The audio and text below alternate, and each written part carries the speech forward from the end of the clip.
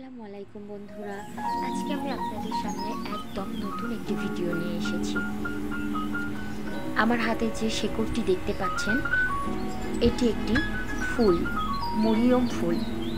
পবিত্র মক্কায় এই ফুলটি পাওয়া যায়।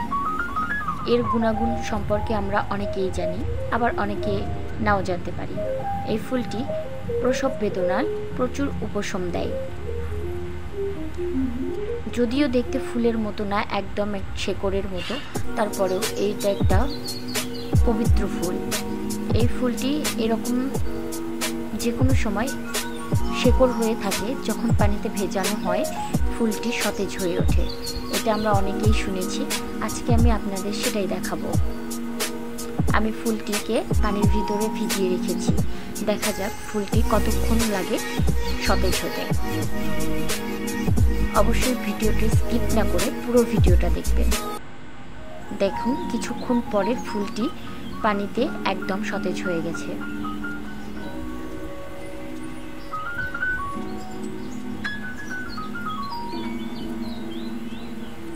যতক্ষণ রাখবেন এই ফুলটি একদম ফুটে সতেজ হয়ে যাবে।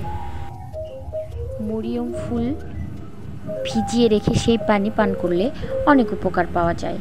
এটা হাদিসে অনেক ব্যাখ্যা পাবেন। যারা হাদিস পড়েন তারা এই সম্বন্ধে অনেক কিছুই জানেন। দেখুন ফুলটা কি সুন্দর সতেজ হয়ে গেছে। আপনি যতক্ষণ এই ফুলটি পানিতে ভিজিয়ে রাখবেন ততক্ষণ এই ফুলটি সতেজ থাকবে। পানি থেকে উঠিয়ে রাখলে আগের মতোই শেকড়ে পরিণত হয়ে যাবে। এই ফুল বহু বছর ধরে থাকে, কখনো নষ্ট হয় না। আপনারা চাইলে ট্রাই করে বাসায় দেখতে পারেন। আমার বেশ ভালো লাগলো। আমি এর আগে কখনো মরিয়ম ফুল দেখিনি, এটাই ফার্স্ট। তাই আপনাদের সামনে ভিডিওটা নিয়েই চলে এলাম। আমার ভিডিওটি আপনাদের যাদের ভালো লাগবে অবশ্যই আমার চ্যানেলটি সাবস্ক্রাইব করবেন।